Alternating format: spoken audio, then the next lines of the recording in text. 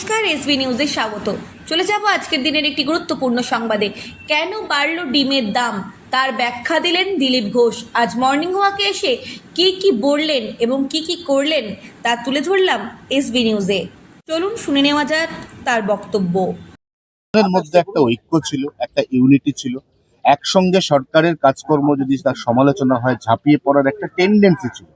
এটা কোন বিরোধী যারা ৮০ জন বিধায়ক নেওয়ার পরে এখন বিভাজন হয়ে এদিকে ৫৩ জন, ওদিকে ১২ জন, ওইদিকে ৩ জন, এটা কি চলছে ওদের দলে? দেখুন, যেমন যেমন যেখান থেকে এসেছিল সেই দিকে তারা চলে যাচ্ছে। দল নয়, ওটা দল দল ছিল। সুব্রত মুখার্জি একসময় নাকি বলেছিলেন কাউকে গল্প করতে গিয়ে, বলে টিএমসি দলটা কিরম, উনি বলছেন এটা দল নেই, প্ল্যাটফর্মে অনেক লোক দাঁড়িয়ে আছে, বিভিন্ন দিকে যাবে, যার ট্রেন আগে আসছে সে চলে যাচ্ছে। উনি নাই, আজকে ওনার কথাটা একদম অক্ষরে অক্ষরে ফলে যাচ্ছে।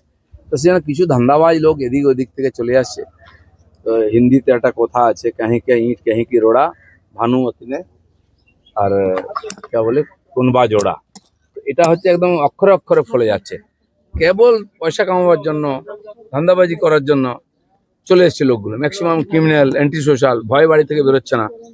তো এই ধরনের রাজনীতিকে কলুষিত করা, লোকতন্ত্র গণতন্ত্রকে কলুষিত করা, যেটা পাপ করেছে ওরা, তার ফল ভোগ করতে হচ্ছে।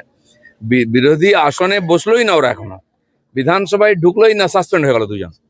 আমি তো অবাক হয়ে যাই, এই দলটাকে পশ্চিমবাংলার মানুষ কি করে ১৫ বছর ধরে বরদাস্ত করেছে। না, বিরোধী আসনে বসবে কি করে? কারণ দলের সর্বভারতীয় সাধারণ সম্পাদক দলের বিধায়কদের সই জাল করেছেন।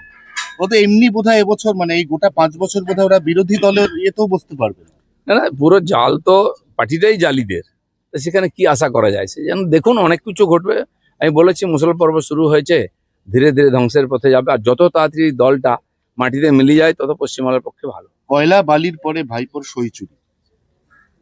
দেখুন, আপনি চুরি করতে শিখিয়েছেন সবাইকে, চুরি তো হবেই, তার ফল একদিন ভোগ করতে হয়।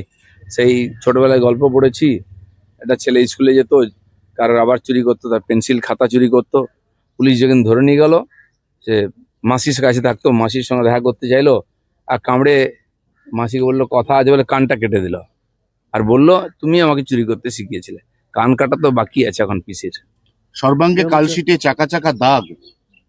সিআইডি সমন পেয়ে গেলেন না অভিষেক, একজন লোক মারফত বলে পাঠালেন আমার সুস্থ হতে ১৫ দিন লাগবে। দুজন এমপি পাবলিকের কাছে পালিশ হয়েছেন, কিন্তু গায়ে কোনো দাগ নেই, কোথাও চোট।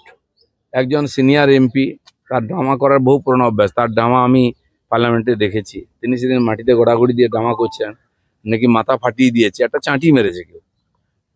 সে রুমাল দিয়ে রগড়ে রগড়ে রক্ত বার করতে পারলেন না, আর একজনের গায়ে খালি ডিম লেগেছিল। আমি ভাবছি যে হরিণঘাটার ডিমের দাম এত বাড়লো কি করে। এখনো বোঝা গেল যে ওইখানে ডিমের সব অপপ্রয়োগ হচ্ছে। তো